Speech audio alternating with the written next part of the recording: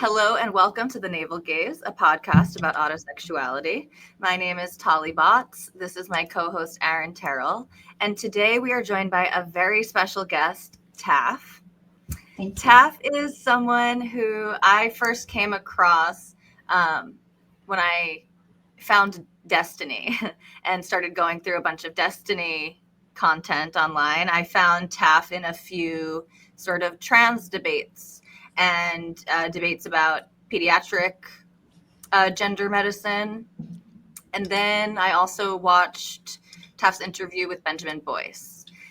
And Taff is one of the co-hosts of the Dollcast podcast, which we have talked about a little bit on this show, and we also interviewed Skylar on here. So a lot of people watching here are probably going to be somewhat familiar with you. But if you could maybe tell us a little bit about who you are, and then kind of walk us through your story of transition and your story of encountering autosexuality, autogynephilia, and kind of incorporating that into your concept of yourself. Yeah, for sure. Like you mentioned, I go by Taff online. I talk about politics. I annoy people with some of my takes on things.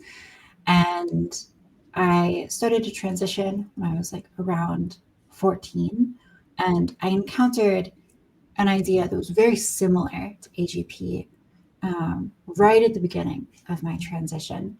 I sort of was just doing those initial Google searches about like, what are trans people? What is transition?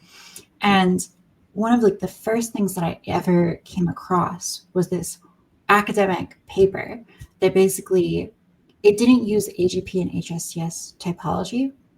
I think it might have used like type A and type B as the terms, but it described early transitioning transsexuals who were intensely feminine throughout their entire childhood. And it described later transitioners who were sort of like more masculine in their presentation and their interests. And I immediately identified with like the type B later transitioner type. And reading this article, I felt like everything it was talking about just like described my life to a T. And it was massively influential in deciding to transition.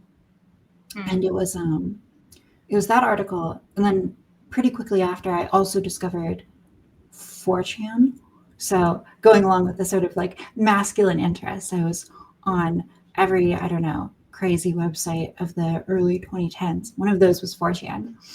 And I remember seeing on the LGBT board, people just discussing AGP and HSTS all the time there. And for all of its faults, great thing about 4chan is that it's totally free in terms of what you can say. And so there weren't these kind of prohibitions on speech, and people just talked about their interests very openly. So I was exposed to the concept of AGP very, very early on into my transition. So that's fascinating to me. You said that it described sort of the two types, the type A and type B. I immediately think of ContraPoints and her supposed debunking video of AGP, where she says basically there are two types, type 1 and type 2, and I can type all of my friends, but of course it's not AGP and HSTS. We had a conversation with our last guest about how so many younger people, let's say Gen Z generally, see like transitioning at 17 as late somehow, and like, oh, late onset, I'm not a true transsexual, I shouldn't transition and just like oppress all the true transsexuals out there. So I think that is silly, but I'm really surprised that you identify. Okay, let me elaborate further for a second. 14, right. Yeah, I also think it is a misunderstanding of the type, or rather maybe an outdated understanding of the type, because a lot of people do cling to this idea of like, if you are sort of adolescent or 18, early adulthood, that is somehow distinct and completely distinct in type from people who transition at 30, 40, 50, 60 years old. And I think today, where there's just so much more access and social acceptance of trans identity, there are people who maybe would have had this predisposition and these desires, but just didn't act on it. And so I don't think that age, once we're talking about adolescence forward, I don't think that age really does tell us that much. But it is fascinating that you identified at 14 with the late onset. Yeah. Well, I mean, it's interesting because exactly what you're saying. I was identifying with these stories despite, being 14, and also despite, when I was even younger, when I was like 6, or, going back as far as my family can recount, I was just like obsessed with wearing girls' clothes. So like my mom recounts stories of me being dropped off at kindergarten, and every day when she got back to pick me up, I had already changed into a dress. And that was just what I did. And she like asked the teacher about it. And the teacher was like, yeah, some kids do that, whatever. At the same time in my life, I was like a little bit older, maybe like 6 or so. I like begged my mother to buy me a dress, and I had this like cute little like white dress that I just wore like all the time around the house. And I had at a very early age this like gender non-congruity. And in fact, I even like I played with Barbies and stuff. Despite all of that, reading this like types paper, I recognized that I fell into the sort of like quote unquote later transitioner category in so many ways. And it wasn't that I was transitioning at 40, because obviously I wasn't, but it was the other things that I really identified with. So it was descriptions of like how these later transitioners relate to dysphoria and how they relate to like the people around them and like male peers and stuff. It was all of those things that I started really identified with. And so the way I viewed myself was as someone who would end up as like one of those later transitioners plagued by intense dysphoria if I didn't transition. And so I sort of saw like my future in that as like a later transitioner rather than actually like being a later transitioner. So I think it's a great point about like age isn't the distinguishing factor. It's not the distinguishing factor in my case. I just recognized that I had a lot of the same traits, personality wise and whatnot, that were shared by this later transitioning cohort. And so I think I was really on the vanguard, the very like front tip of younger people who got access to the internet very early. And so were able to recognize gender incongruity in themselves and kind of make decisions based on that before they might have aged into, middle age transition or whatever. Oh, Aaron, you're muted. Sorry about that. What year would this have been? This would have been 2014. Okay. Yeah. So in fact, it was like right before like Caitlyn Jenner. I remember that. Okay. But so you were 14 in 2014. Is that right? Yeah, that's correct. Okay. It's going to be easy to keep track of now. Yeah, it makes it easy. Born in 2000. But yeah. So you encounter this first as the two types. They don't have names. Mm-hmm. Did the description, was there eroticism involved in this description of the type 2? Like, did it talk about sexuality, or was it more focused on this gender identity and presentation? Yeah, I think it was more focused on gender identity and presentation. It might have discussed sexuality as well a little bit. I think I also recognized pretty quickly that there was some sort of like sexual element in how I related to gender. And I mean, there's a whole story baked into that, which I'm sure we can get into. But yeah, it would be a little bit later until I started to hone in on the sexuality piece. Okay, and then related to that, so you found this paper on two types of sort of gender identity and expression, or two types of trans gender identity and expression, and then you also encountered the Blanchard typology, the HSTS versus AGP, when you went on to 4chan. How did you feel about that? I think I immediately felt that AGP didn't fully describe me. And it's complex because, you know, on one hand, I was looking at material, erotic material depicting like gender transformation and stuff at that age. But also, I was exploring my sexuality and finding what felt then and what continues to feel like a very real and genuine attraction to men.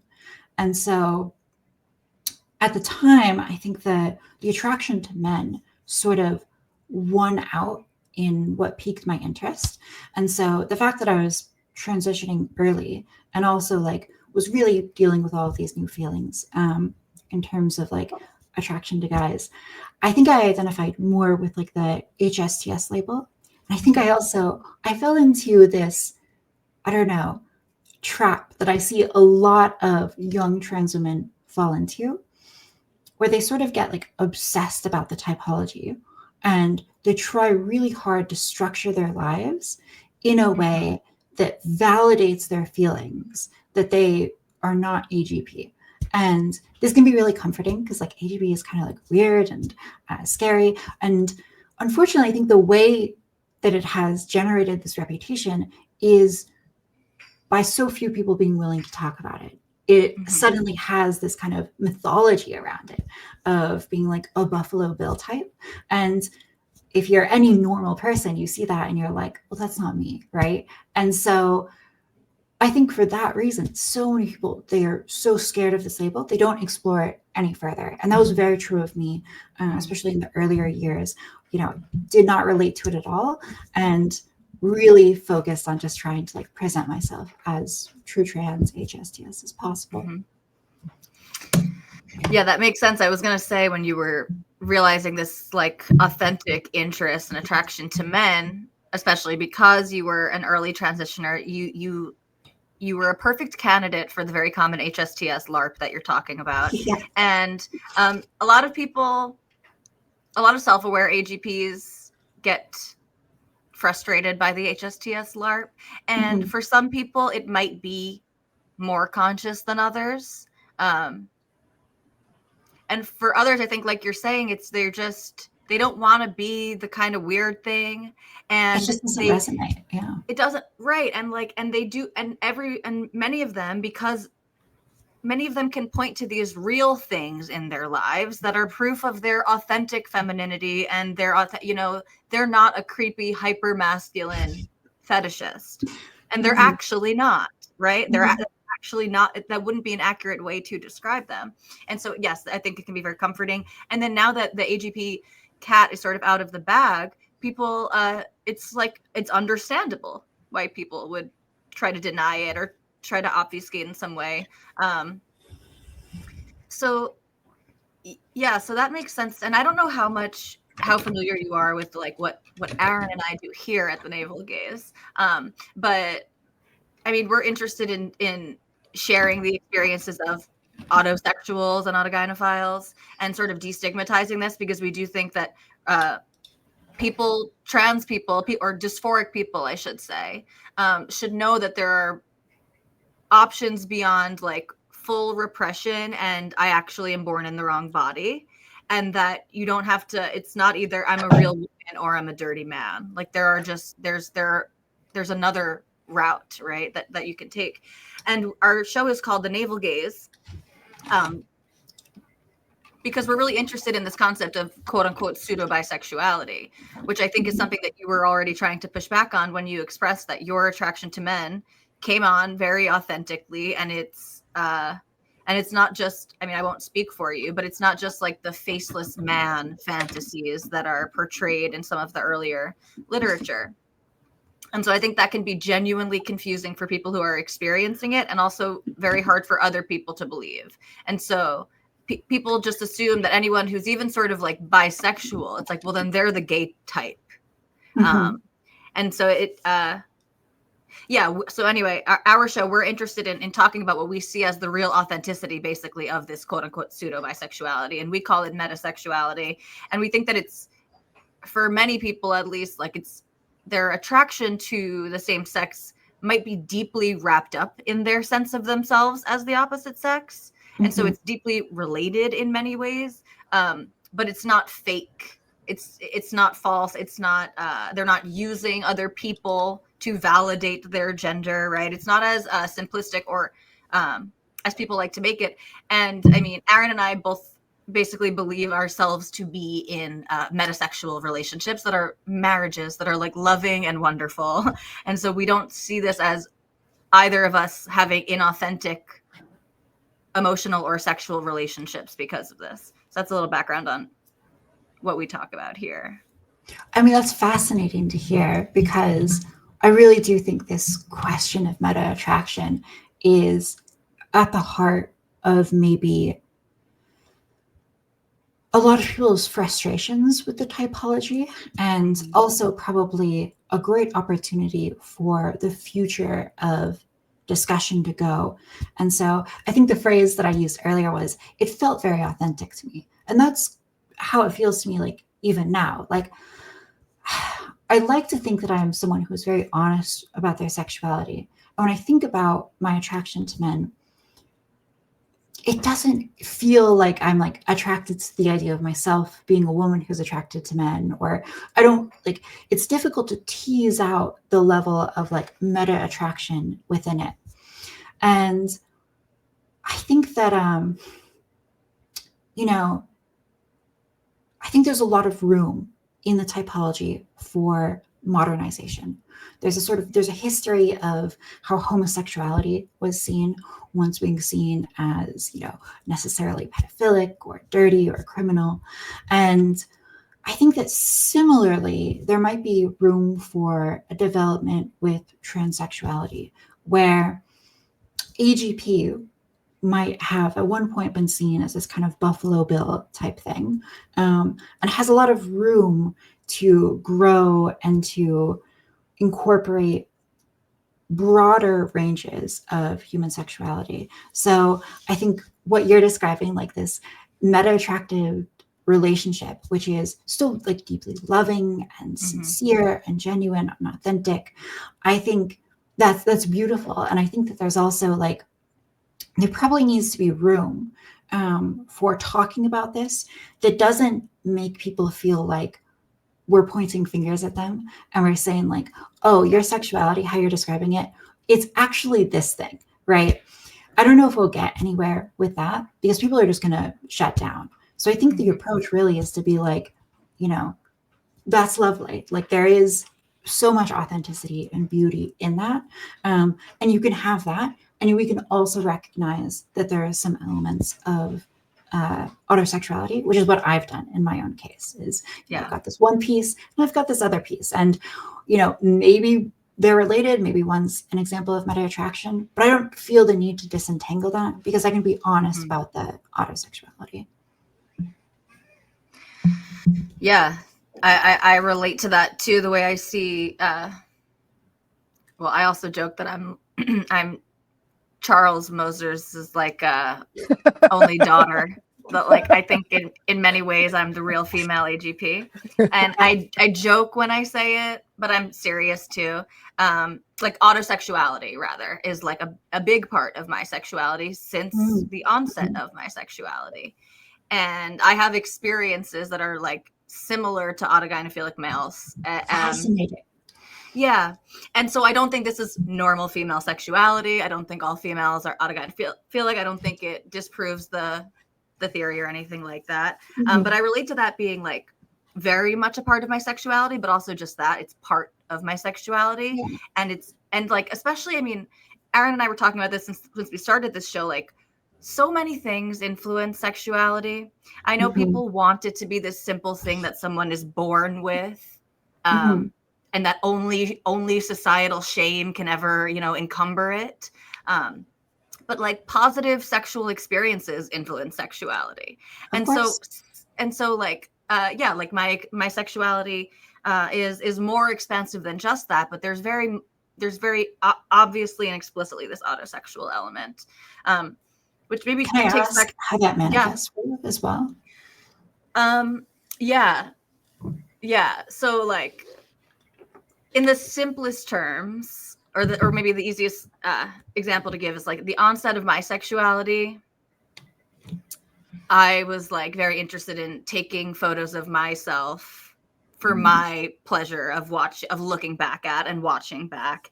And like I was online, not pretending to be the opposite sex, but pretending to be an adult woman and sharing and exchanging photos of myself with what I believe to be adult women. Obviously, I don't know who I was speaking to on MySpace back in 2006 and 2007 and whatever.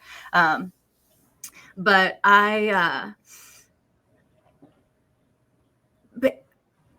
my sexuality is like really about me. I find like, yeah, it's really about me. I don't know better ways to say it. Like,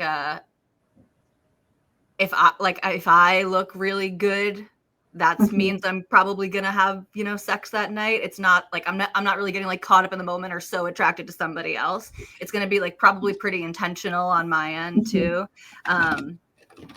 Yeah, and just like, taking erotic photos of myself is very much like an act for myself.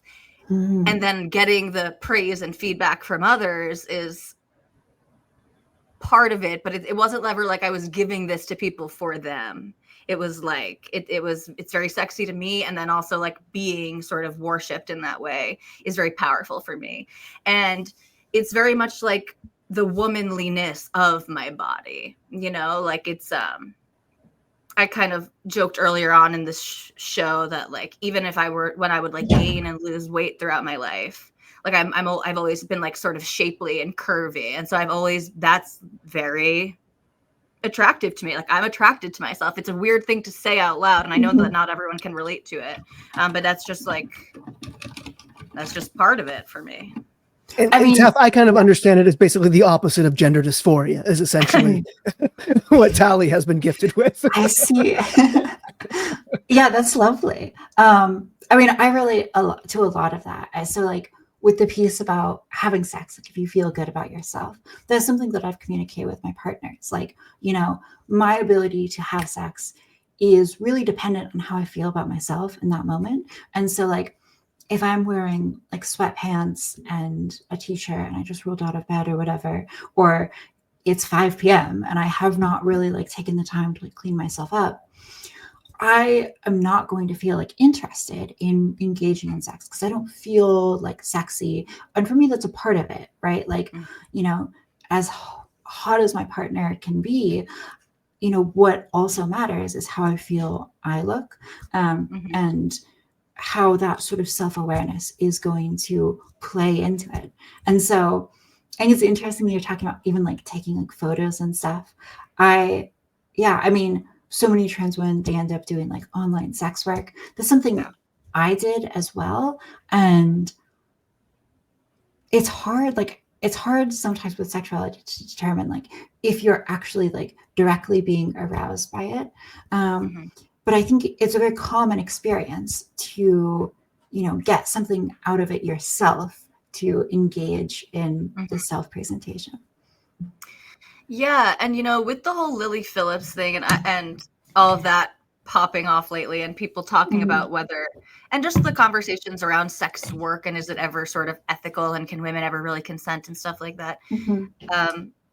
I was saying recently, like I had naked photos of myself leaked, shared, whatever, when I was young.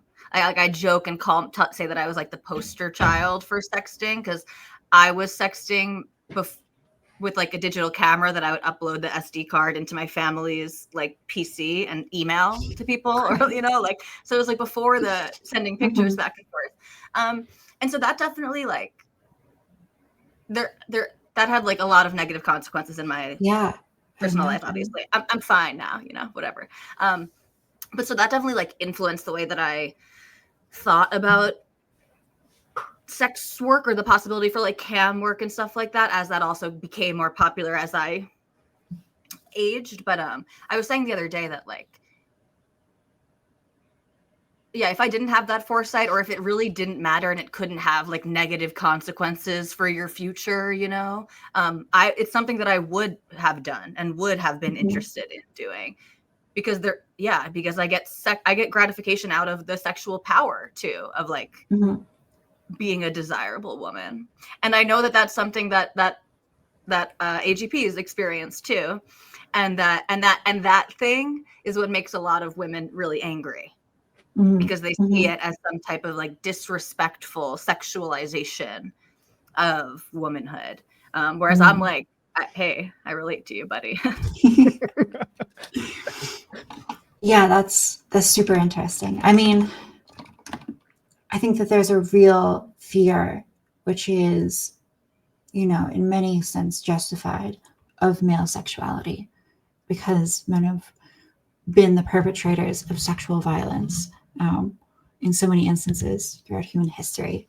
And so, yeah, I think that especially when it comes to trans women, people get really nervous about what our sexuality entails. And there's all sorts of conversations about like what is appropriate behavior in public. Like you are someone who finds themselves attractive. That's a part of your sexuality.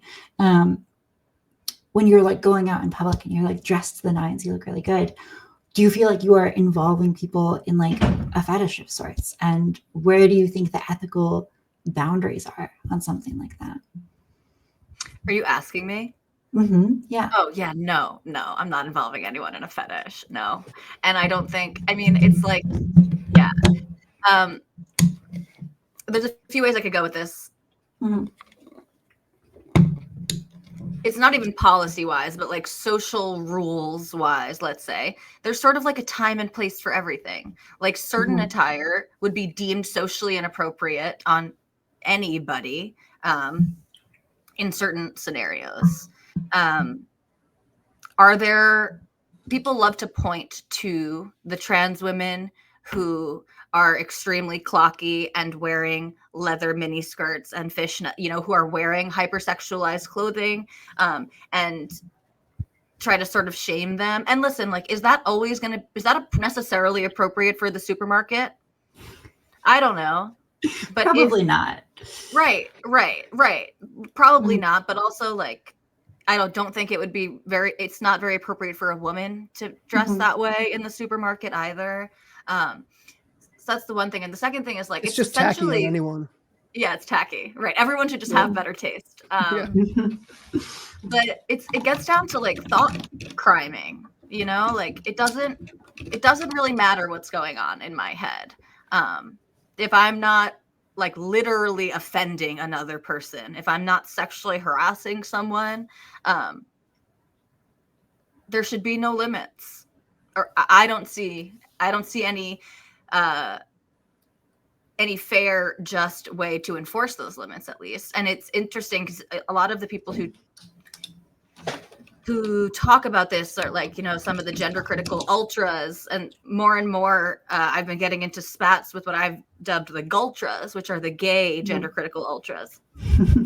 And so many of them want to police these evil fetishistic men, but they're not interested in policing the rules of dress for gay men, you know. Right. And it's like, okay, so my wife can't cross dress, like she can't wear like men's clothes. I mean, where do you want to draw the line?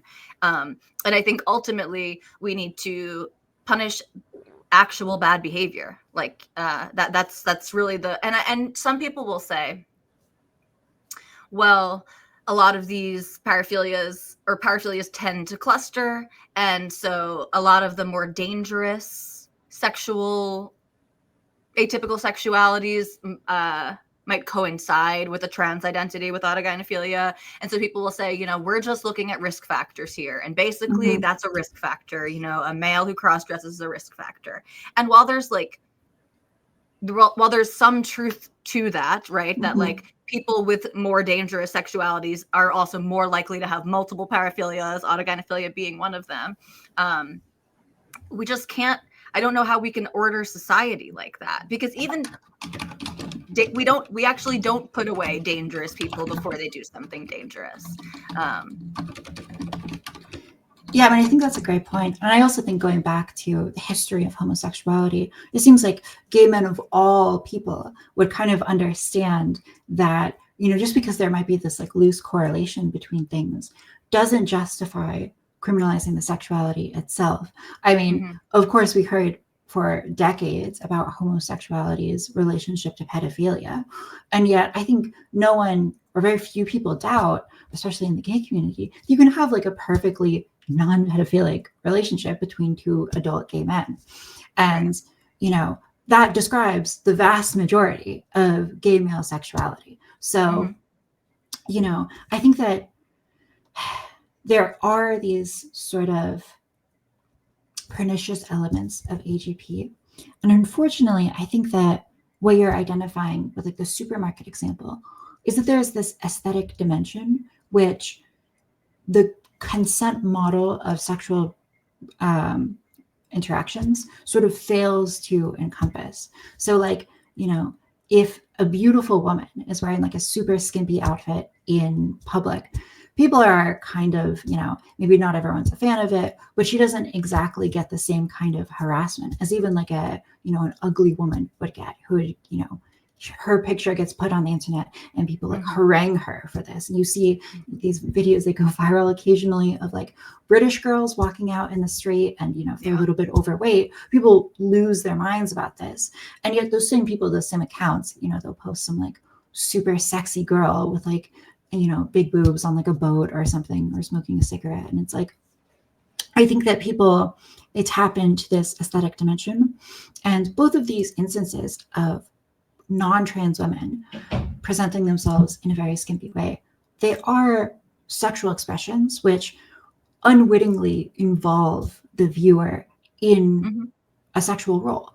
And so I think that you have this problem already existing between non-trans people. And we already sort of have, informal ways of controlling that behavior. I think that unfortunately the reality of the world is just that, like, if you are someone who is not conventionally attractive, or if you're a super clocky trans woman, your outward expression of sexuality is going to be perceived negatively by more people. And people aren't going to like that, and they're going to respond negatively. And, maybe as a matter of like public decency, it's okay to accept that, like, all right, not everyone finds me attractive in the way that I find myself attractive. And as respect to their interests, I'm going to, like, cover up or whatever. That's not a super fun conclusion for our modern, like, hyper progressive world, because it involves like an understanding of sexual dynamics, which isn't purely like consent based, right? Like, no one really consents to how people are dressing in public. With the exception of like laws which relegate nudity. A lot of it's just the Wild West. And also it requires people to make sacrifices about their personal freedoms based purely on this kind of personal aesthetic dimension, which in theory, like a rational liberal society should not have to do. And yet the real demands of human nature sort of require us to engage in that behavior. So I don't know. I think that we run up against very deeply held norms regarding sex and progressivism when we talk about these things, which makes it so difficult to bring up.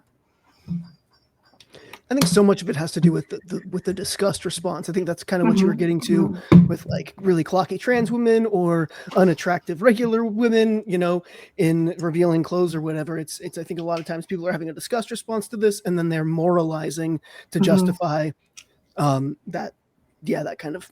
I mean, arguably that's all morality, right? Yeah. True.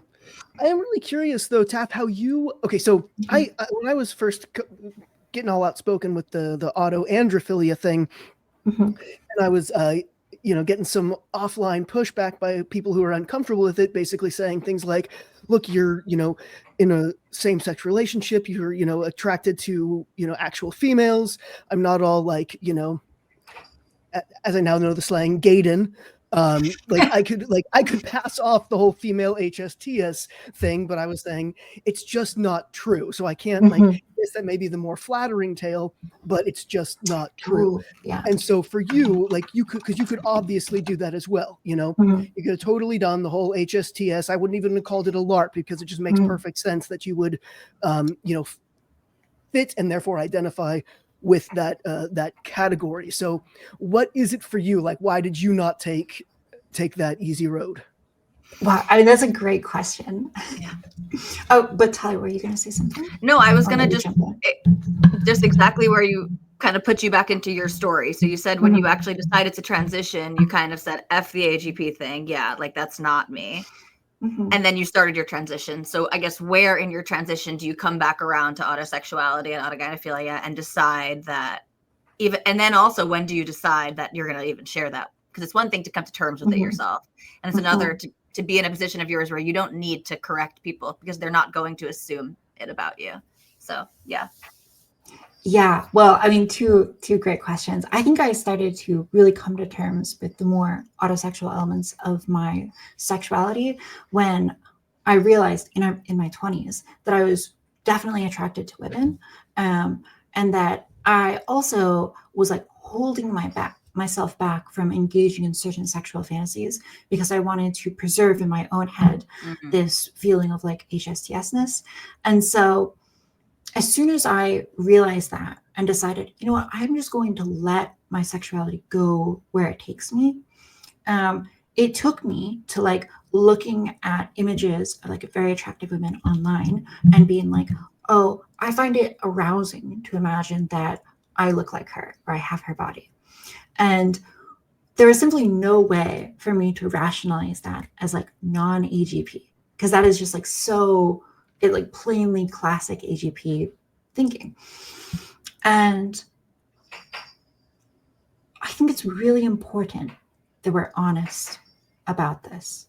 I've talked about the history of homosexuality, but also, you know, the early history of transsexuality. You go back to someone like Christine Jorgensen, who is this massive celebrity in the United States, and she's praised as being this like blonde bombshell. She's a transgender woman, and she has this very like reserved, dignified kind of form of femininity. She's being accused at the same time as she's being accused of being a transvestic crossdresser, right? And so people are taking their dictionaries, they're opening them, and they're reading the transvestite, and it describes someone who's engaging in a sexual paraphilia, basically. And she says that this being described this way is totally like destroying to her public image, and it's something that she fights against the whole rest of her life. There's a real urge among trans women to fight against being described in this unflattering way. But I think there's a problem with that. And the problem is that we are going to war with reality. And as soon as you go to war with reality, you doom yourself to lose, because reality always wins. And eventually it's going to come out that like AGP exists. People are going to become familiar with it. And so I think you have to embrace reality. In part, I think as like a moral duty, like whatever is most good is going to come, I think, necessarily out of good people having access to all information, right?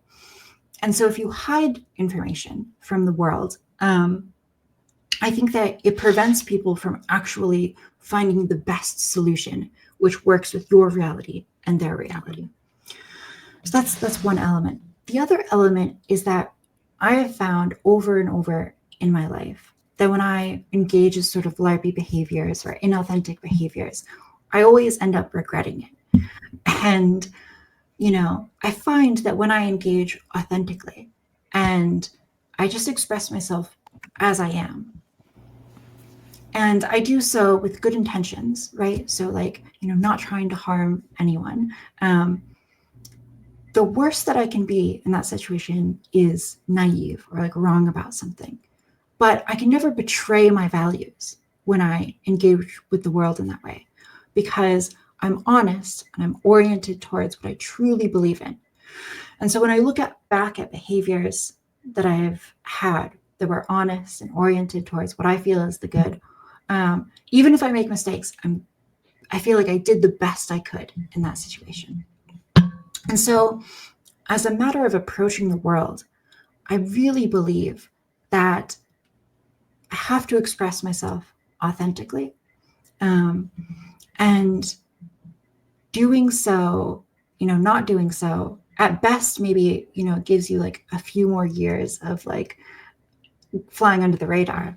But at worst, it really just exacerbates the issues that we see today in trans discourse, which is an inability to actually understand the reasons why trans behavior can sometimes be pernicious and, frustrating for people to engage with, while also, not actually delivering to trans people the kinds of negotiated rights that they deserve. And so I think we're kind of stuck in this stalemate until we can honestly approach reality as it is. Beautifully said. I like that. Yeah. Yeah, I quoted you actually saying something to that effect in a recent episode we did with Hunter Ash and Diane Yap. I said you had recently said something to the effect of like the larger the gulf between what trans people are saying and reality, the worse off trans people are going to be, because it's not sustainable. And there's a sort of joke amongst like the neo-Blanchardians that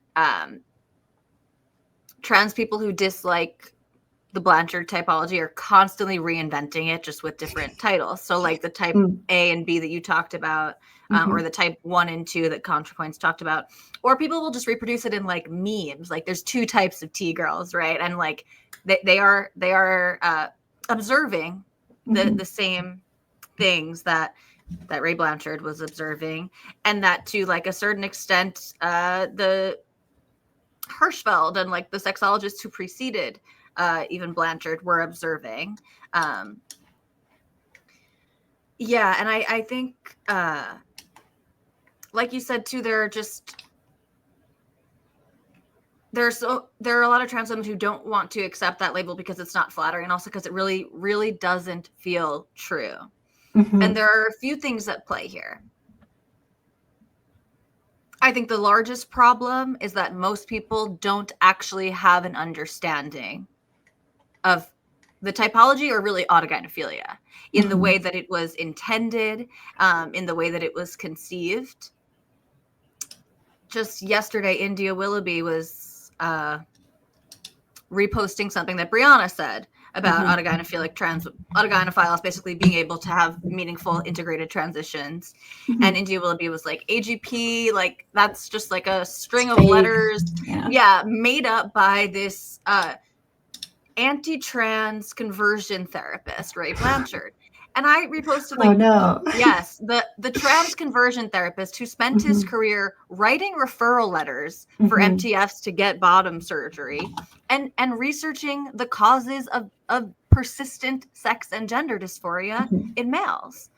That's the conversion therapist that you hate, right? And so I think, and there's so much lore around like Blanchard and Bailey and Zucker that people are constantly confusing the allegations against them. Yeah. It's like calling Blanchard a chaser, where it's exactly. No, he's a gay man. Like, right. What are you talking about?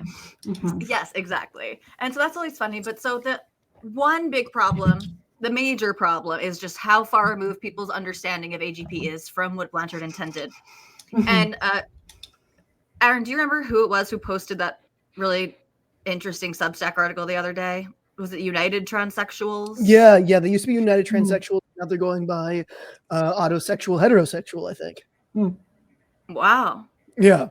Wow. I didn't know about that change. Okay, cool. Yep. Well, they just posted a Substack article talking about autogynephilia, and they went back to the source at like Blanchard's first article on autogynephilia, and they just quote from the first paragraph, and it is extraordinarily compassionate. I mean, like this idea that Blanchard ever believed that men transition to be women, either the gay ones so that they can fuck straight men, and deceive straight men, or the heterosexuals, the straight men, transition because they're turned on by the thought of themselves as women, is an oversimplification that Blanchard never meant.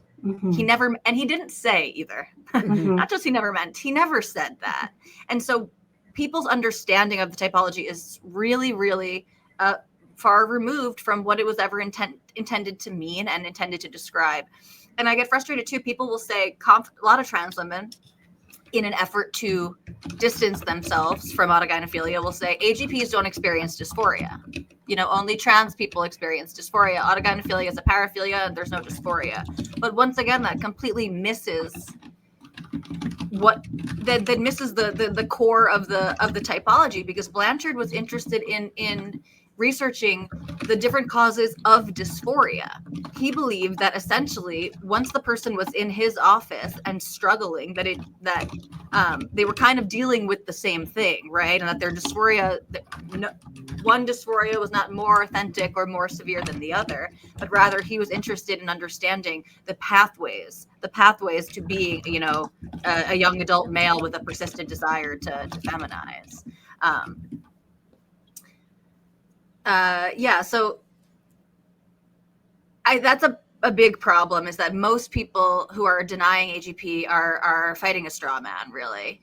And then another issue, and that might be a strong word, it's just like we've all been saying, there's more nuance that we need to incorporate today. Like we've come a really long way from the 1980s in terms of like people who desire transition and people who take this on.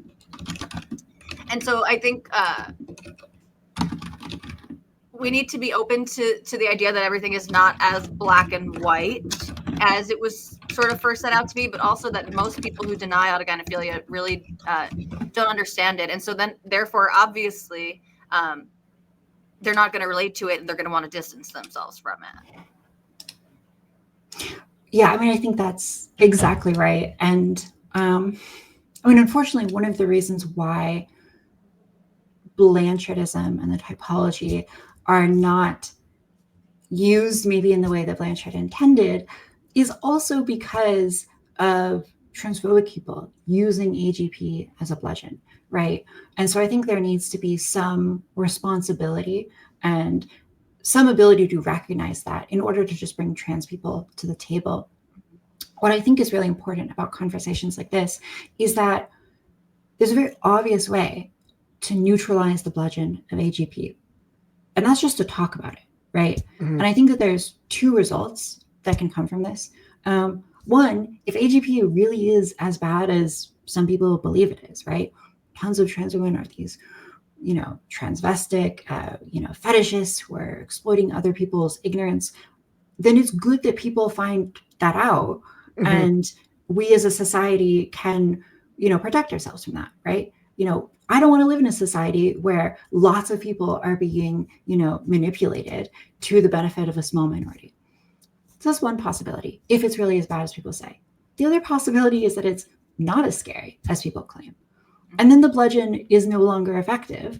And trans women can breathe a sigh of relief knowing that this element of their sexuality, is not as maybe dark and scary as people think, not maybe as dark and scary as they thought, and they can be free to explore and embrace that part of them. And so I think that either result of just telling the truth and having this conversation is a good result. And so I just think it's so important that like someone like me or someone like you can be like, listen, I experience autosexuality, and it doesn't, manifest in being like abusive or cruel to people or hurting others. It's deeply personal and private. It's beautiful at times and sweet and loving in the way that any sexuality is. And it doesn't have to be something that we're super scared of. Yeah. There's obvious truth to the fact that transphobic people, I'll put a big asterisk there, use AGP as a weapon. So, okay, pause. There's truth to that. A lot of truth to that, especially today. The first example that you just gave of like, well, if it's true that it's so evil, then everyone should know so that they can be aware of the fact that they're being manipulated by this minority. That's for a lot of gender criticals. That's their take, is like, they similarly disrespect and bastardize Blanchard's work and straw man it, but they claim to respect and revere him because he's the one who found out and gave us the truth about the evil, dirty trans women. And so that is motivating. That is undoubtedly motivating a lot of people. And that's where Aaron and I have made a break from the gender critical, where we sort of both are and like firmly were for a while. But we're just like not interested in the shaming tactics, and we don't think it's accurate. But I think, to be fair, and this is from my understanding, so if anyone knows more, feel free to correct me, but really the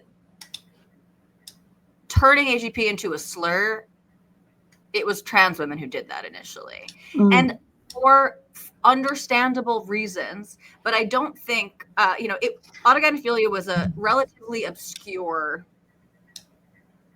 term, basically, and concept that was popularized more by Michael Bailey, right, in his book, The Man Who Would Be Queen. But I don't think that it was being used as a weapon in that way until like the smear campaign against Bailey and all of that. And again, for understandable reasons. Yeah, for understandable reasons. But I really think that is kind of where the slurification of autogynephilia started. I could be wrong if either of you know anything. I just like that word, slurification. I had not heard that before. Thanks, it's mine. Yeah, I mean, these things they're sort of difficult to determine. I think it's a very plausible story. I think there's lots of instances in which progressives or, trans activists, they try to do something good-hearted, right?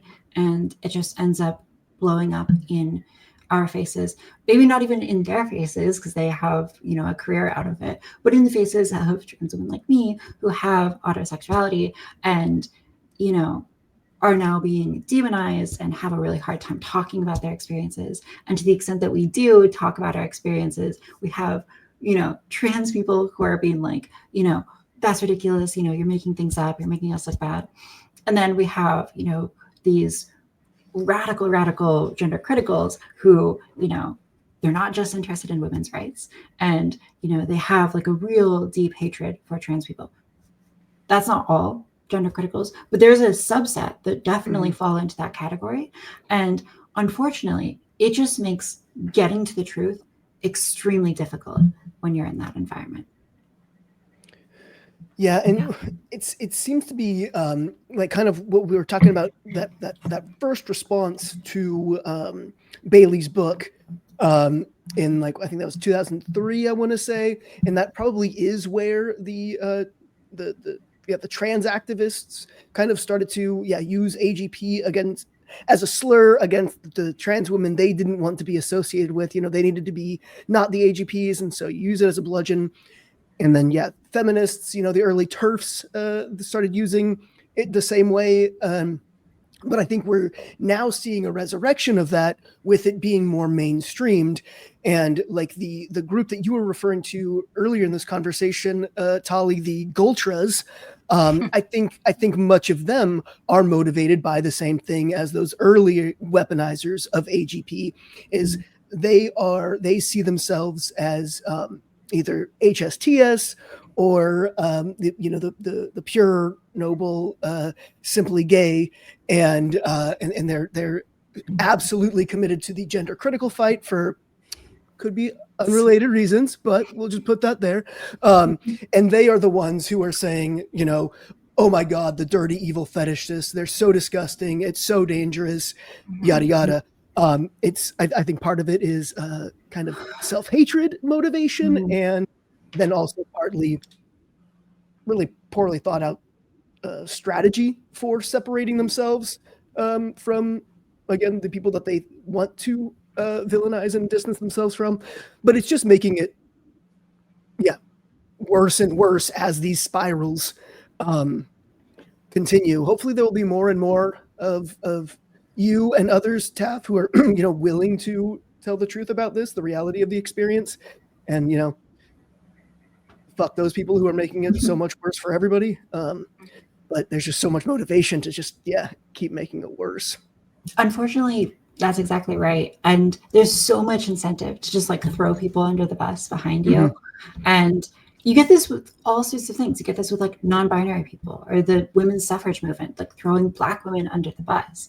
And I think the problem is just that like it's not a real strategy, right? Like to the extent that we should want rights for people, we shouldn't try to achieve those through this like cheap political win of like, distancing yourself from someone.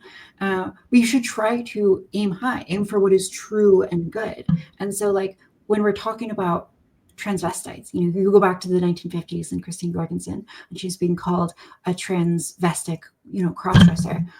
I think transvestic crossdressers, should be able to engage in transvestic cross-dressing in the freedom of their own homes. And, maybe it's not for me or maybe it's not for you, but like that should be a right that we as humans have, right?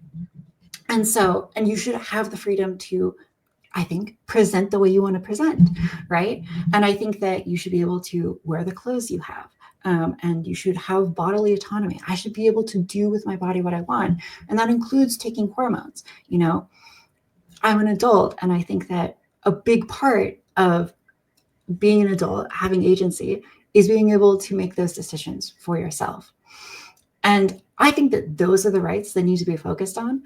And any sort of political engagement that involves in kind of playing these games of, I am so like, respectable, or I'm the HSTS, whatever, I think they're so short-sighted in that as soon as you drop the non-binaries or you drop the AGPs or whatever, you are the next target because you are the next person on the totem pole of like, triggering people's disgust sensitivity.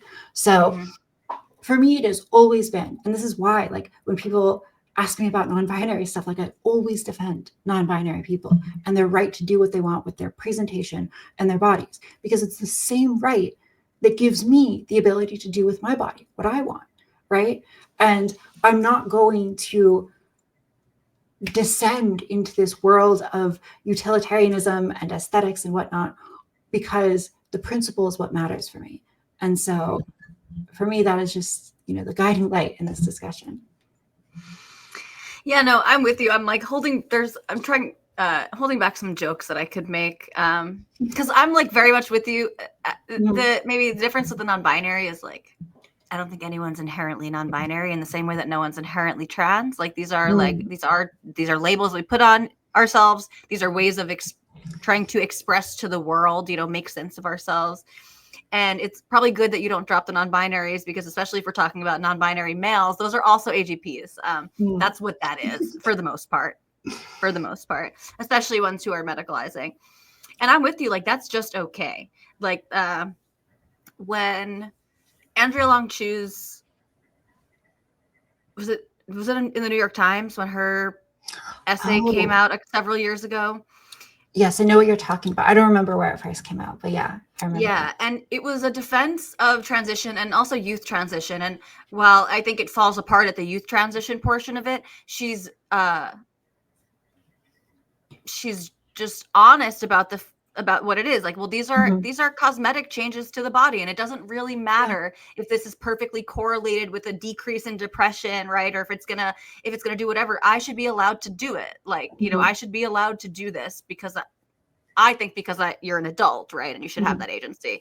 I don't think it's as compelling of a case to make for children at all. But yeah, there's so much truth in that. And I've been thinking about this lately, talking about gay people and stuff like that. A lot of these, the LGB drop the T people, they want to blame every bad PR situation on the TQ.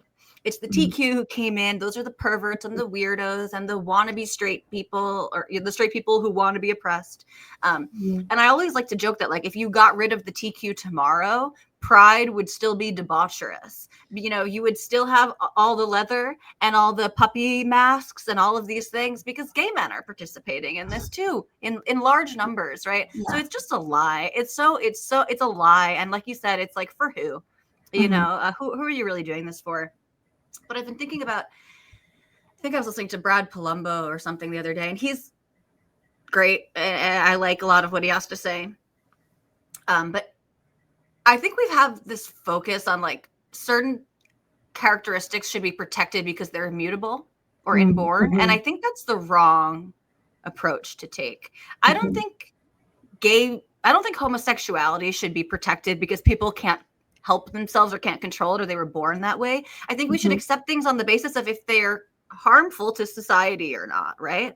And the same thing with trans. And I think that's again, with like this idea of the gulf between reality and what people say, trans people want it to be born that way for good reason, so that it'll be accepted, like the born that way gays, right? So they can gain this acceptance in society, and people, maybe even sympathy, right? Like, well, maybe if people don't like it, they'll at least have some sympathy for this experience that I didn't choose, right? Because if you choose it, then suddenly we're like allowed to judge it in some way. And so I think this idea of immutable and born this way, and it's not a choice, I don't think that's where we should be focusing. I don't think that's what matters in terms of like legal protections and stuff. I really think it matters of like, we should penalize actual harm. You know, that word has been bastardized, but we should penalize actual harmful and dangerous behavior and protect like pretty much everything else, whether people choose it or not. I don't really care if if someone in a gay relationship chose that for whatever, that's okay with me. Someone choosing to transition, I mean, that's what I see. I think that's the only honest description of transition, is it is a choice that people make for different reasons at different points in their life.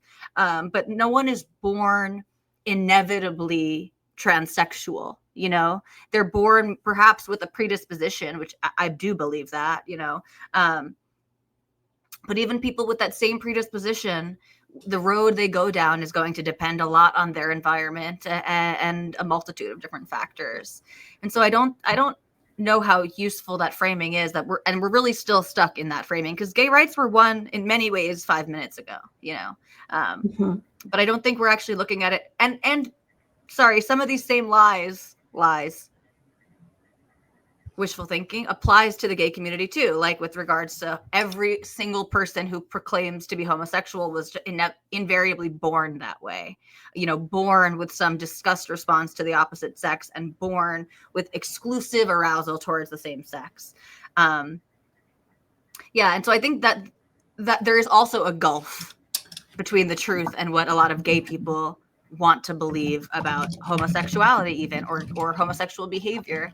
And yeah, I don't think it really helps any of us. And kind of like you said, it leaves, okay, so then what about the people who weren't born that way, but are making the same choices as you and living the same life as you, living the same ethical life as you know, ethical, successful, productive life as you? Why would it matter if someone chose to do that or not? I don't see how that's what we should care about.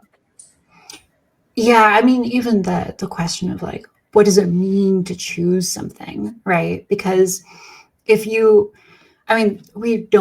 fundamentally don't know why people are gay still. There's lots of theories, right? But like, if you are a child, right? And like, you know, let's say that's like gayness is like a fungal thing, right? Or like, you know, maybe it's a fungal thing. Like you can catch it. Yeah, you can like catch it, right? Or it's like an immune system thing. That causes your sexuality to develop differently. Like, do you choose that? You know, just because you're not like born that way? Not really. And like, you know, let's say like you only end up gay if you have like, I don't know, you have really like strong father figure, right? Like that's obviously not what most people say, but like, let's say that that's actually the cause, right? And then like, are you choosing to be gay by like looking at your father and like admiring him then, right? Which I guess people mostly believe that we choose where to look and we choose like what to focus on. You know, then are you choosing to be gay? Not really. And so like, I think this idea of like choosing to be gay or not gay, there's like a practical sense in which, like, for all intents and purposes, people can't really just like one day decide, through, frontal cortex function to like change who they're attracted to. And so people will sort of like, and that's just how people experience sexuality. So I think that's what a lot of people mean when they say like they don't choose to be gay. No, and I get that. Sorry, I do that. That's a good point, and I didn't mean it so much as a conscious choice in like what you're saying. Right. I guess I meant it more as a rebuttal to this idea that everyone is just invariably born that way, and what we do choose is how we act. And there's a lot of people. I think it's still people conflate or maybe use these two interchangeably when we're kind of talking about different things, which is like attraction or arousal and behavior. And so people do choose, like the type of behavior that they're going to engage in. It's like the question of like, if a man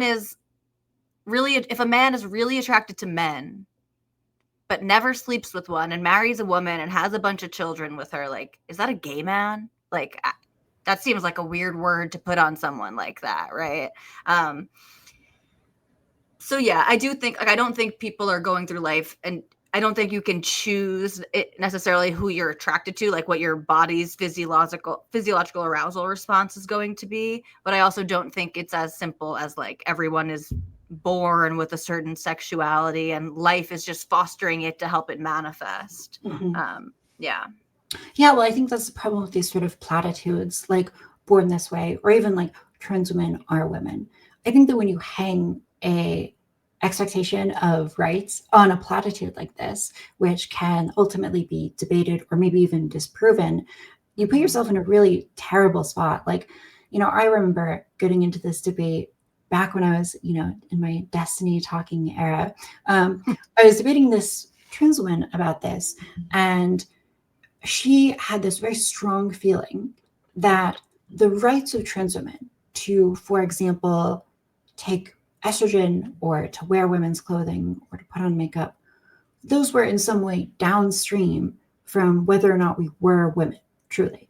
And for me, I think that's totally the wrong lens, because whether or not we are women or men or whatever, I don't think should have any bearing on whether or not I'm allowed to wear a women's sweater or a men's sweater or put on makeup. I think you people, regardless of gender, should just have that right. And that's very important to me. And I think that all of this focus on, for example, like are trans women, is really a distraction from what actually matters. And like what you're saying with being born gay or straight, whether or not you're born gay is a distraction from the fact that people should be able to engage in sexual activities with other consenting adults, right? And so I think it's really important that we just know what actually matters here and what is kind of a platitude that we don't have to die on. Yeah. Agreed. Awesome. So going a little bit back to your story. So you realized at a certain point that you were attracted to women in a, sincerely attracted to women, and that fantasies about women or whatever things that you were seeking out was related to wanting to look like them. When did you when did you first say that out loud, I guess, to someone else? Like, when did you first identify as autogynephilic or as autosexual? Oh, yeah. Oh, that's another good question. Actually, I think Phil Illy was a big part of this. Wow. Well, it was his description of autosexuality, and in particular, he made this observation, which is trans women early in their transitions often have very intense sexual feelings around, female identity, very AGP sort of feelings. But as time goes on, those feelings cool and they become something more like the love of a longtime companion, right? And so it goes from that passionate love to that companionship love. And I think that gave me a sort of missing piece for my experience, because I know that like early on when I was a teenager, I had some of these like passionate and intense feelings related to like dressing as a woman, right? Or to like looking at, images of women and being like very aroused by the idea of, myself becoming her. But as I got older, those feelings really quelled a lot. And, I can't even imagine like, getting an erection from putting on like a dress. I just can't, that would never happen now. And there was a big barrier to me like identifying as AGP because that's just not my experience. And so understanding that like, just like any sexuality, autosexuality can go through this phase of intense passion to, kind of cooled, like romantic, just sort of like everyday pleasantry was really valuable. And as soon as I heard that, I was like, okay, this is something that I can actually get behind. And I remember I started telling people like on Twitter, I was like, yeah, I identify as AGP. And it was somewhat of like it sent somewhat of like shockwaves through the very small community that I was in.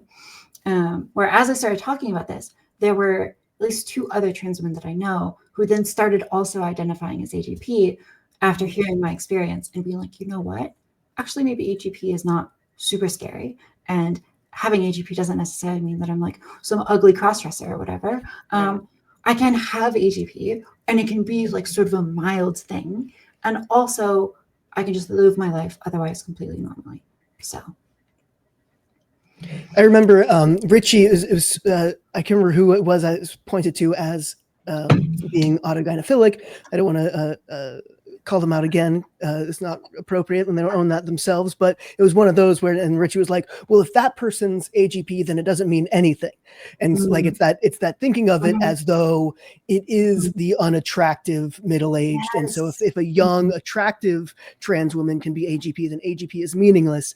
It's like, it's not about how attractive the person is, how passing they are. It's about the internal experience of needing to embody the other sex that is, the marker there. And so I think where, a lot of people probably saw you and like, wait, if Taff can be AGP, then any of us can be, Sure. Yeah, exactly.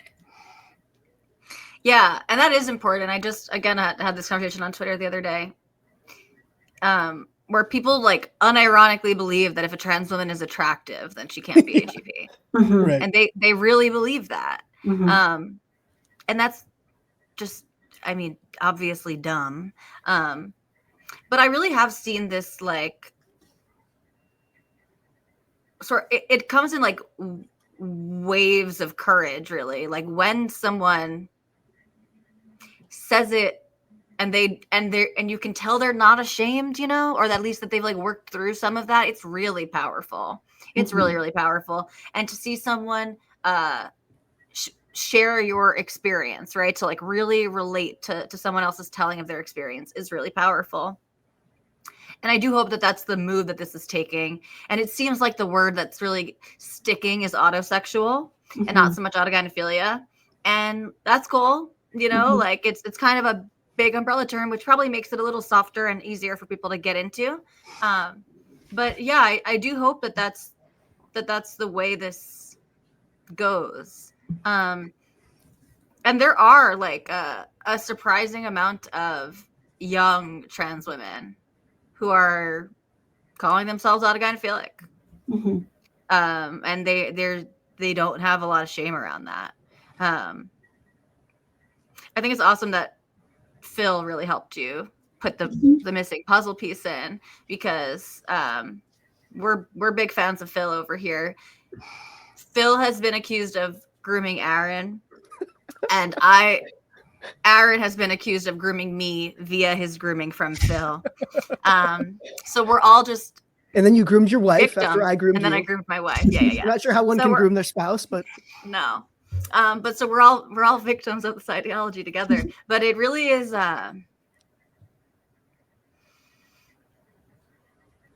There's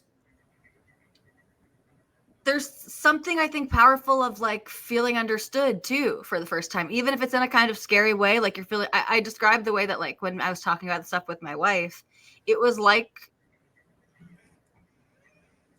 it was like someone exposed what was in your brain, you know? Like I imagine it was this feeling of like, how did you know that, right? You know, Mhm.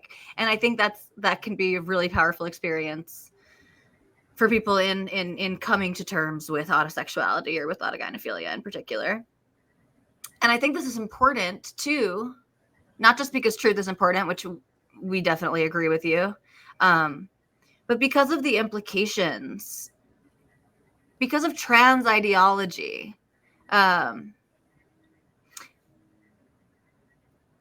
There is like just a really oversimplified version of like the way you're supposed to do things. And I joke that I think like in some ways the whole non-binary thing is good if it's not corralling people down one specific path that they might regret. But I think autogynephilia is important too because it applies to trans women and it applies to men, just you know, regular old men. And it's important for people to know that there are lots of options. You know, if you recognize this as a part of yourself, that there are really a lot of things that you can do, and you don't have to immediately transition. It doesn't mean that transition is a bad idea. And in fact, I mean, I think Aaron and I believe that people with severe like autogynephilic dysphoria are perhaps more likely to benefit long term, let's say, from a medical transition. But I think it's just so important that people like know that they really do have options, that these feelings don't mean that you're trans, right? They mean that you have an atypical sexuality.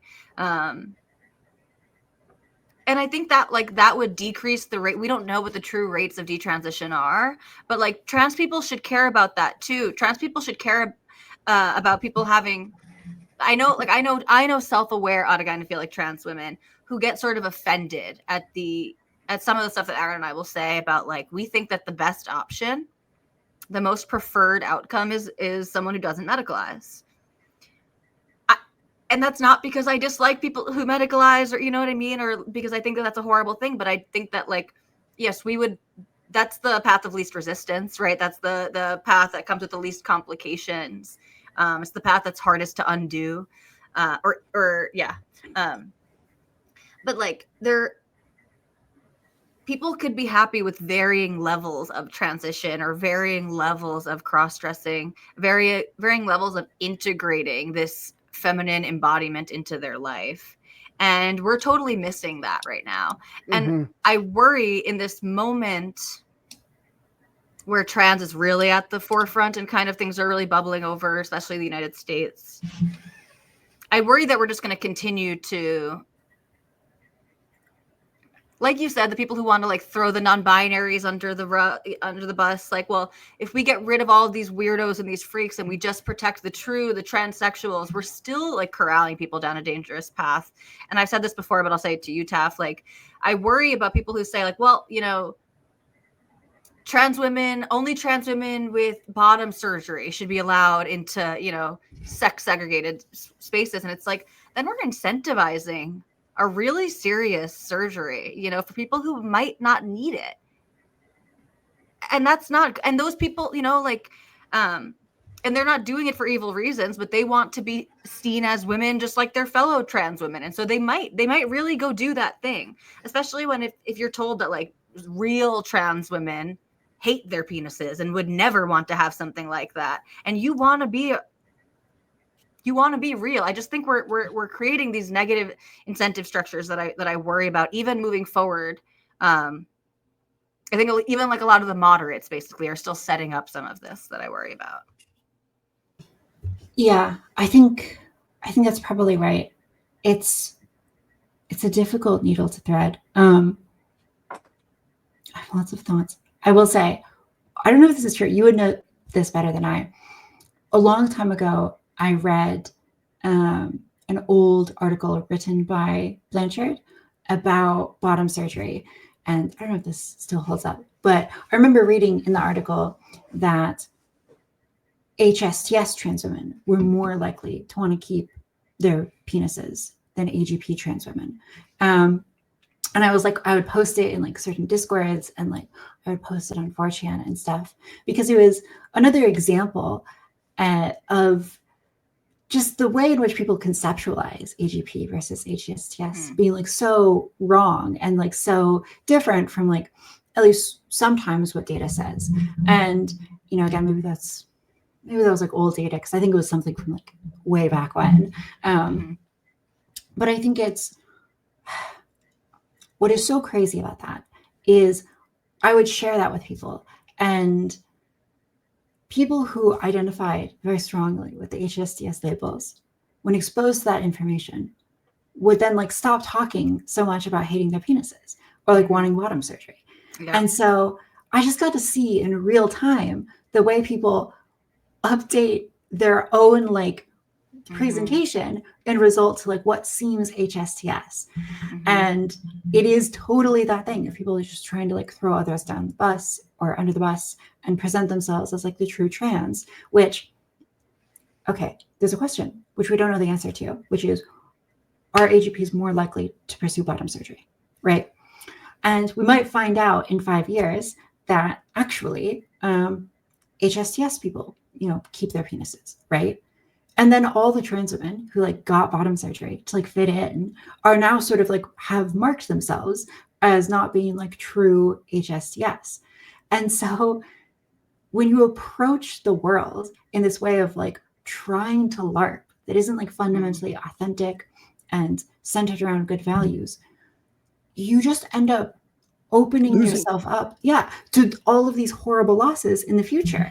And so I think that's another reason why we can't like be focused on these politics of like trying to be the true trans, because we don't even necessarily know what that as a category entails. And we really do just set ourselves up for failure. Yeah. Yeah, right. It doesn't. True trans, it doesn't exist. Right. Okay. Elaborate on that. There is no, it's not a discrete category in and of itself. It goes back to sort of what I was saying. No one is born inevitably trans. Even if you like believe in the typology, which obviously I do, even though I think HSTS is exceedingly rare, especially today. It doesn't describe a biological state, you know, a psychological state, really.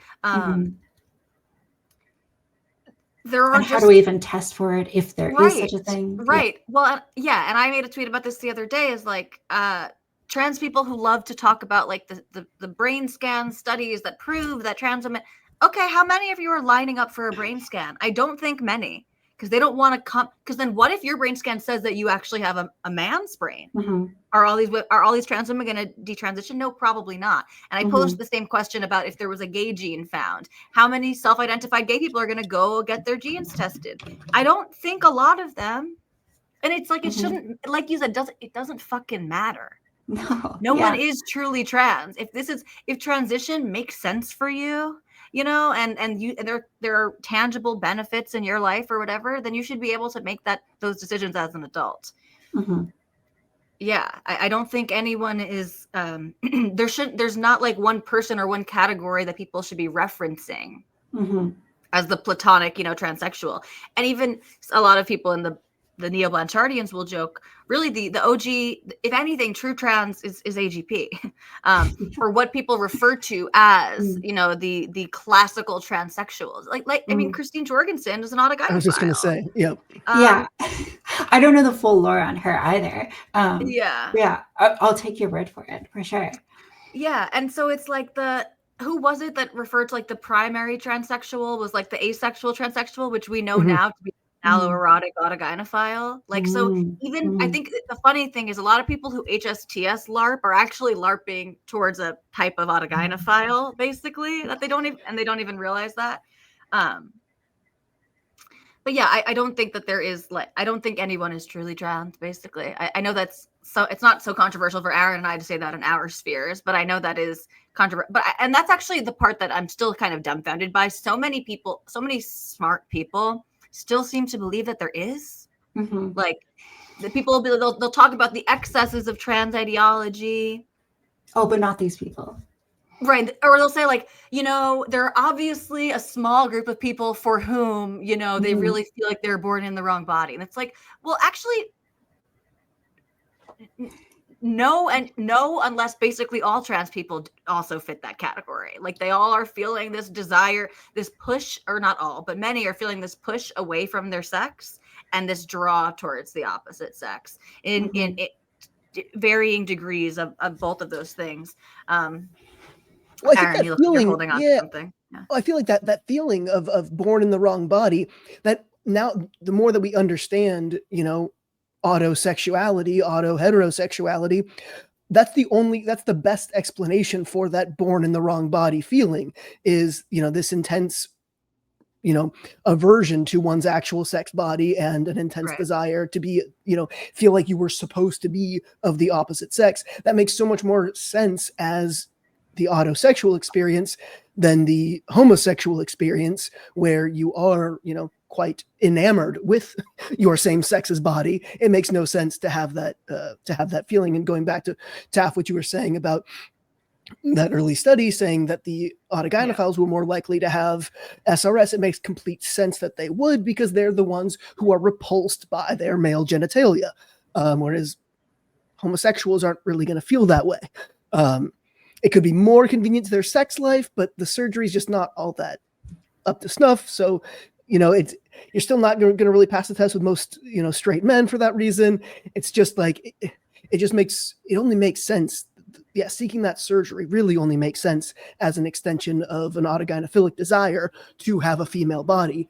And even more so, it seems like the ones that are really drawn towards it, or at least the ones who are approaching it from a more sustainable and sane mentality, is an aversion to their male genitalia more so than actually having female genitalia. But yeah, it is quite crazy. The ones who are like, oh, I can't wait to, get my surgery, and that's how I'm the real deal. It's like, well, that's kind of how we know you're not a gynephile, and that's perfectly fine. That is, as far as we can really tell, that is the real deal as far as sex dysphoria goes. Well, but, and the gender criticals get this wrong too, and it's actually funny. They'll say, right, like when they're talking about the evil, dirty autogynephiles, these men, as they call them, these men are never going to get rid of their penises. I saw today, Glinner, Graham Linehan, posted a video of Lily Tino taken from her OnlyFans, and it's graphic, and she's like touching her penis in the video. And Graham's whole thing is like, these people who scream that trans women are women and want to come into women's faces, this bloke is never going to get rid of his penis because he's a man at the end of the day, and this is what it's all about. And I'm just like, first of all, we don't even know how old this video is. Lily Tino had an orchiectomy and is, from last I heard, has like scheduled vaginoplasty. Okay. So you don't even understand, like, you don't even have context about the person that you're speaking about. But it really is this and actually, ironically enough, people like that who the gender criticals who use autogynephilia as a slur there, they give trans women a perfect defense against it. Well, I'm not autogynephilic. I got bottom surgery. Right. That was the first part of my transition, before I even had FFS. I needed to get rid of, this disgusting, whatever, right? These people who have a lot of anatomic dysphoria and a lot of shame about their male sexuality. That's often a big part of this autoandrophobia, is kind of the word that we use to describe dysphoria. But yeah, so the people who use it as a weapon like this, like these are just essentially sex-addled men, give autogynephilic trans women the perfect out to say, yeah, well, that's not me. That's obviously not me, right? I couldn't wait to get rid of. So many AGPs can't wait. And not all, right? But a lot of them can't wait to get rid of their penis. And so it just shows how little the people using it as a weapon even understand it. Yeah, totally. I mean, I had something I refer to as the iron law of AGP, which is the longer you talk to a trans woman, the chance of her saying something AGP or admitting AGP approaches 100. And that's hilarious. So you can use that now. But I've experienced that so many times with my friends, or like people who like say they're HSTS and you're friends with them for 2 years, and then they drop like oh yeah, I'm big into like gender transformation fantasy. And it's like, Mm-hmm. okay, that's AGP. Yeah. And like, again, that's okay. Because there's this question in society, which is like, how do we justify things? And I remember seeing this discourse online where people were talking about ordering food and getting it delivered. And a lot of people were saying, you know what? I need to be able to order food because I'm neurodivergent or I have a disability. And if I can't have access to like Grubhub, you know, I would just die. Now, obviously that's like hyperbolic and kind of ridiculous. Like if you're neurodivergent, you know, neurodivergent people who have ADHD or whatever, they find a way, right? And you're much more resilient than you probably think you are. At the same time, it points to what I think is like a deep paradox in our society, which is we are surrounded by these sensual excesses, like the ability to get food taxied to me that has the kind of spices that would be unthinkable 200 years ago, the kind of thing that only royalty or aristocrats get access to. I can get that hand delivered to me by a servant, right? On, you know, a median wage for an American. And yet people don't appreciate these things as sensual pleasures. They justify them as medical necessities. So we have these great pleasures, yet no one is a gourmand. No one is a sensualist who appreciates it for the sensual excess. And I think that is so deeply tragic because if I want to engage in sort of like AGP sexuality, right, I don't think I should have to justify that with a medical necessity. I should be able to embrace the sensual aspect of human experience. I shouldn't be terrified of that. So I think it is a deeply modern problem that people find themselves, you know, either totally shying away from any kind of sensual pleasure. They're like monks, they work out like constantly, they deprive themselves, or they engage in like the worst excesses without deeply appreciating them because they just want to offload any responsibility for having those desires in the first place. So I think as soon as we can integrate that feeling, come to terms with the side of ourselves, which is animalistic and has these appetites, I think that integration is ultimately what is going to lead to lasting fulfillment and, you know, ability to talk about these things appropriately. That's such a good point. Yeah. I love that. It hadn't occurred to me. Yeah. Yeah. Well put. No, it's beautifully said. And I think, yeah, there's parallels, like you said, to lots of different domains of the modern human experience. And what does that do to the psychology of a person and at the societal level? What does that do to a person? And yeah, there are so many like cliches. It's probably the wrong word. That are just like that are evergreen, right? Which is like just reframing your life in terms of like being grateful for the things that you have, right? And being grateful for the opportunity for excess, right? Like you said, like being grateful that we live in a society where we can indulge in so many ways and to see it as an indulgence and to right. And not to take it for granted as a right or as some type of human right or expectation. Yeah, and it's just even a much healthier way to frame it as well. Like to think about, oh, I have this available to me, this immense, this incredible service, is just $20, to have, this delicious food brought to my door. Oh my God, what excess, what luxury. But instead we're like, I only have this and this in my house. I'd be starving if I didn't, get this delivered to me. It's just a really, really good reframing. Yeah, it's totally tragic. And you see this constantly in society. And, I like to think of myself as a great romantic. And part of that is accepting my autosexuality. And the other part is enjoying really good DoorDash food on occasion. Yeah. Both important. Well, and let me just say too, so many people like to bastardize autogynephilia as almost even void of romance, right? As sort of this hedonistic, entirely sexually charged experience. But from my personal encounters with self-aware autogynephiles, they are extraordinarily romantic in the way that they view life, in the way that they approach partnership. Not all of them, obviously, right? But like some of the most sensitive, thoughtful, romantic people that I know are autogynephiles that I've met in the last 6 months to a year. And yeah, there's like something when you can frame autogynephilia as becoming what you love and not arousal at the thought of oneself in a female body, right? It's extremely romantic. It's extremely romantic. Yeah. Or it can be, at least, right? And it would be really nice for if people could see it that way. This is a really going to be, I don't know how answerable this question is going to be, but like, what do you see as where do you see things headed, I guess, A, and B, where would, if you could rearrange society, where would trans people fit in? What would trans look like? Yeah, those are definitely hard questions. I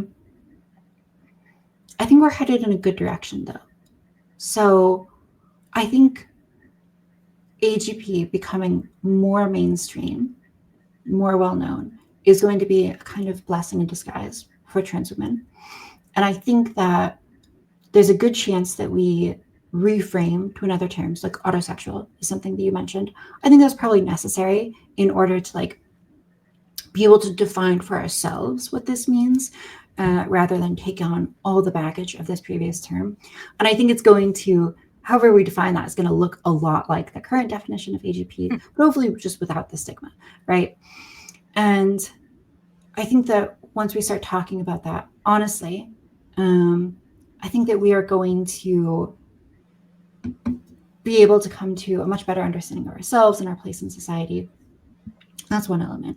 Element two is I think we are going to see the crumbling of the progressive way of doing civil rights. With Trump being elected, there's a lot of talk within conservative intelligentsia about how to approach the kind of bureaucratic buildup that exists around civil rights law.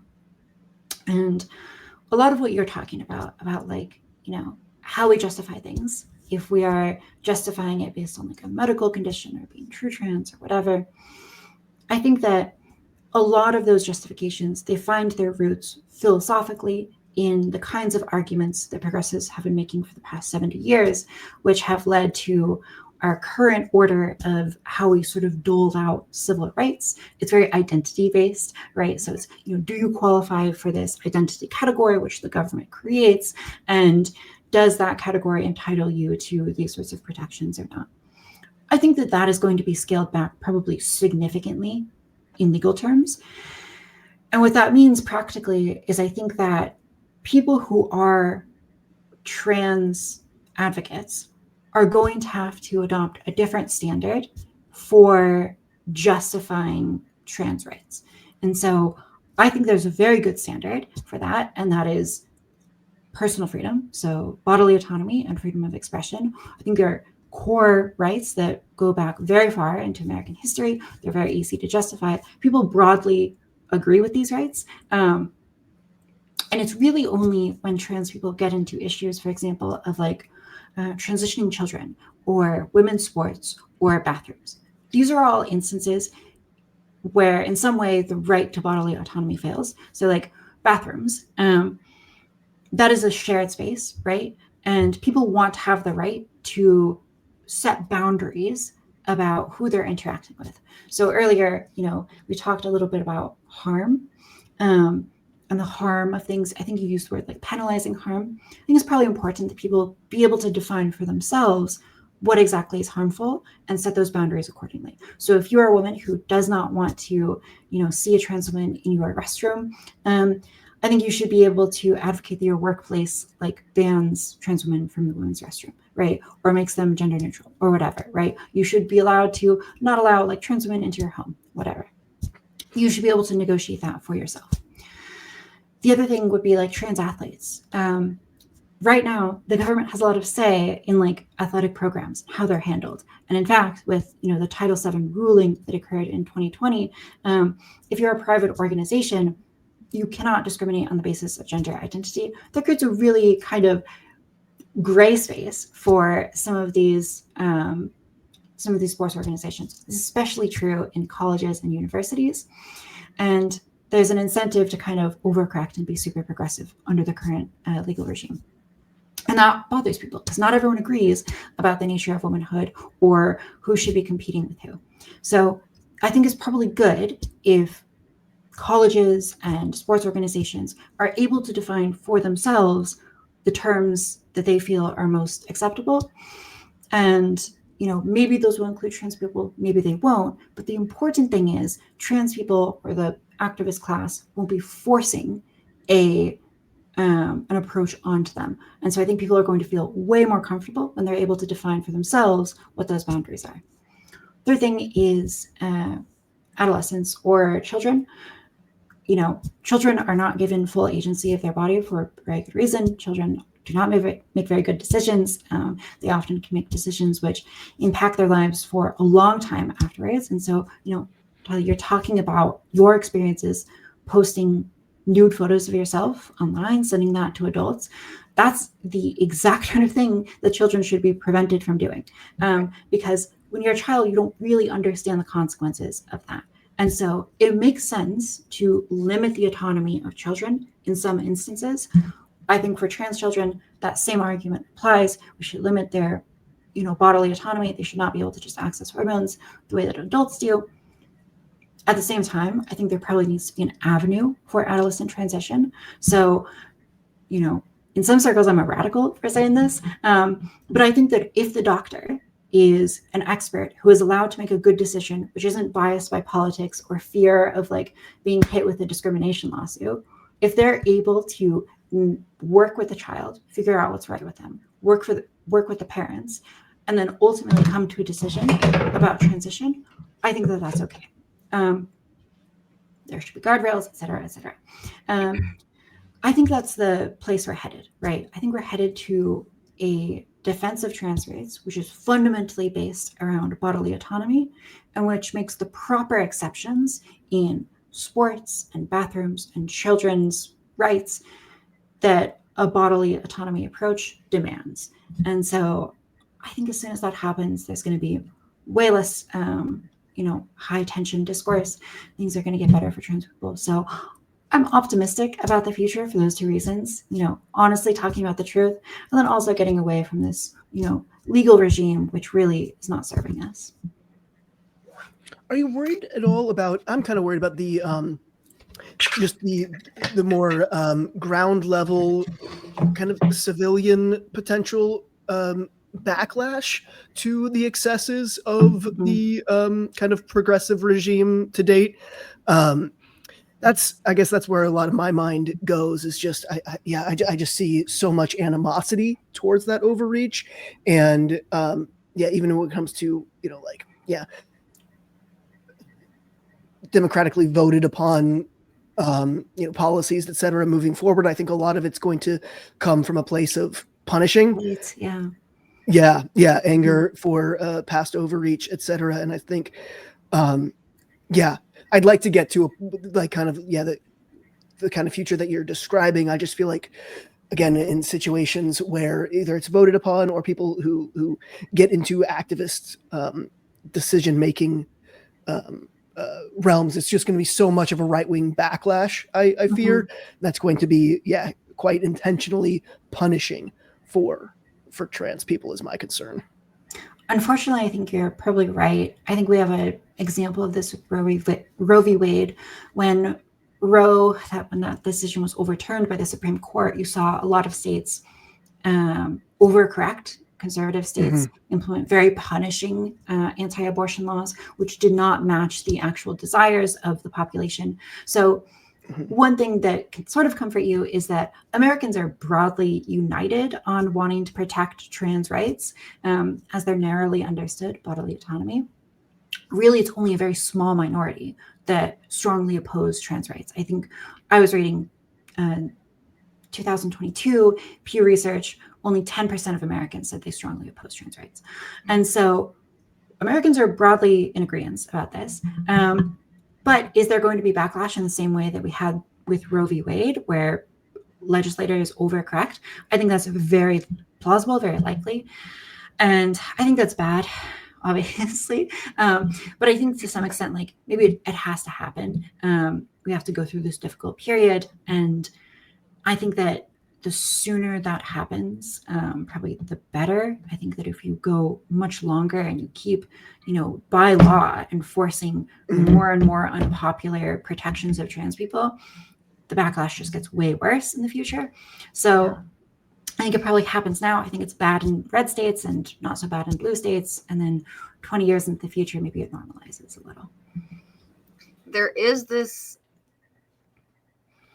difference between people believing in, like you said, I think you're right, Taff, that most people support bodily autonomy of adults. And if that means transition, I think most people are comfortable with that. But even from that group, a lot of people are done with, like you both said, the progressive politics that seem to be inherent in a lot of this. So like there are people who are okay with people with bodily autonomy and respecting people and trans people having the same equal protections under the law as everyone else, and occupational protections and housing protections and things of that nature. But they don't want to be forced to use they don't want to be forced to use pronouns for people. They're not going to go along with sex being on a spectrum. They don't want, they don't believe that, that everyone has an innate gender identity that needs to be respected, like there are, and that's why I do think it is better. I hope that the future that you're talking about is what we get. It's better if we focus on securing the right for adults to make decisions about their bodies, right? And about their self-expression, like you said, and less on, like you said, trans being an identity category that gets defined by the state, and then certain people who fit to that description, right, get X, Y, and Z protections. I think that is a lot of the backlash. Like, people I'm getting a little off topic here. Sorry in advance. But everyone who's kind of analyzing what happened in the election. And I see a lot of people on the left who I respect who are basically saying, like, this wasn't about trans stuff. This wasn't about woke stuff, like this was really like the meat and potatoes, economy, immigration. And I think those things are true. It's obviously true, but also it was the woke stuff. And maybe it was for me. I voted Republican for the first time in my life. I was a never Trumper, total anti-Trump person. And I decided I absolutely cannot vote for the left, that I will not support the direction that the Democrats are going in, like completely disaffected from the left politically as a political party and movement, really. So there are, and I know there are a lot of people like me who like liberal people in disposition who are done with it, done with the euphemistic language and the thought policing and all of this stuff.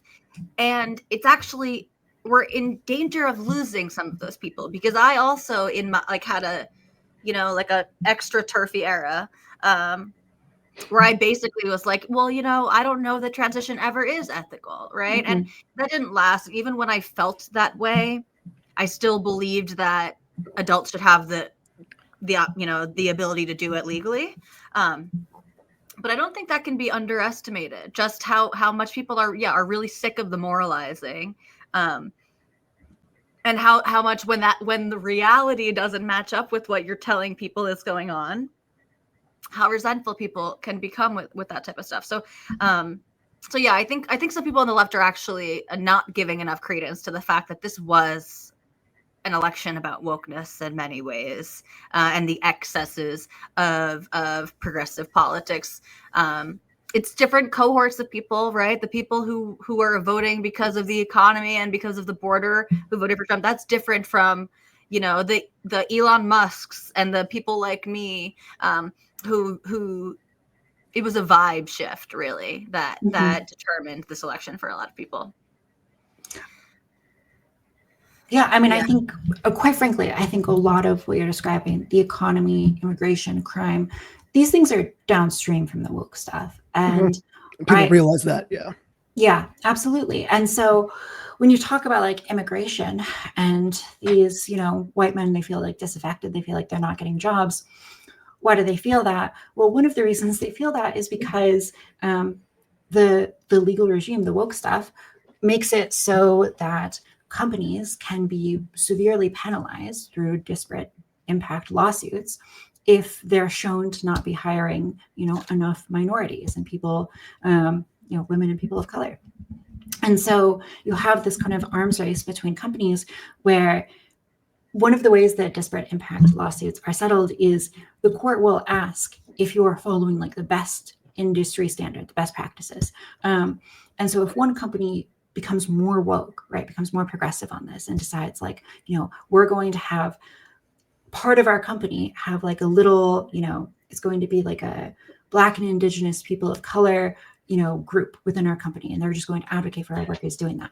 That becomes a standard within the industry where if you're not doing that, you know, and you get hit with one of these lawsuits, the court can be like, well, you know, you're fucking up because you're not reaching that standard. So the standards are always rising.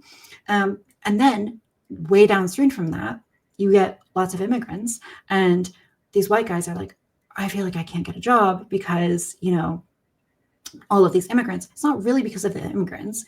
It's in part because of immigration, but it's also because like companies are acting in a really weird, like non-competitive way that wouldn't exist in a real market. And they're acting that way because there's certain laws that they're trying to work within.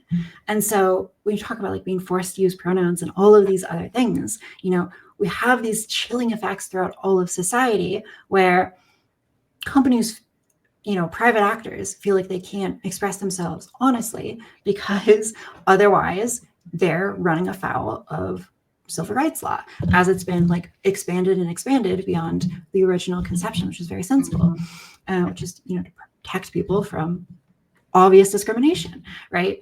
But the way that we enforce that results in all of these weird distortions. So again, I think that like addressing some of these fundamental issues, it's going to also have these downstream benefits where like, if people feel like they don't have to use pronouns, right? Maybe they don't really care about the trans issue because they never see a trans person. They don't see a trans person in their work. And yet, like, if they get caught referring to some trans celebrity as he, maybe that's like a dangerous workplace environment. That's really bad for the company. You change that regime and suddenly people feel free to talk about things how they want to talk about them. And it just doesn't matter as much. And so I'm hoping that as changes occur at the legislative level, that will filter downstream into decreasing tensions around these cultural issues. But again, there's going to be harm. Like, let's really be real here. There's going to be like conservative overreach in a lot of places, and it's going to be bad, and it's going to hurt trans people. And I think that trans people need to be prepared for that. And I think they really need to be ready to advocate for their fundamental rights, which, you know, I've talked about. I see it as very basic rights to freedom. So yeah. I appreciate your kind of informed optimism. I have an informed cynicism, so I appreciate your optimism. Yeah, Aaron believes we're headed towards civilizational collapse. It's nice to see possible. That. Yeah. I'm glad that one person here took the white pill. Taff, have you read Richard Hanania's The Origins of Woke? I read it like Saturday when it came all the way through. Oh, damn. Okay, yeah. So you know that he talks a lot about this. Yeah. Okay. Cool. So that's why. Yeah. Okay. Yeah. So it's on my mind at the moment. Yeah. And also, I talked Aaron, with him you should read it last night, like just a call to like interview him about it. So nice. Are you gonna post that? So I'm working on an article right now. very much related to this, which, you know, I think it's going to be published in an online magazine. And if that happens, I will be, you know, happy to send you a link. I think it'll be good. Cool. That's awesome. Nice. Well, for this right here, is there anything that you want us to link us to? Yeah. Maybe just my Twitter. My Twitter is pretty cool. Okay. Agreed. But yeah, I don't know. No specific closing thoughts are coming to mind. Thank you for having me on. Definitely feel like we got the full use out of the 2 hours. Yeah, thank you so much for doing this with us, for opening up your office hours to us. You're welcome. Yeah. Yeah, this was great. I think I'll speak for Aaron for a second, but both of us really admire you, basically, and your openness and your intellect and your honesty, and yeah, very glad to have this conversation with you, and I hope to keep in touch and talk again in the future. Amazing. Likewise, for sure. Awesome. Thanks so much, Taff. Thanks, everybody. Thank you.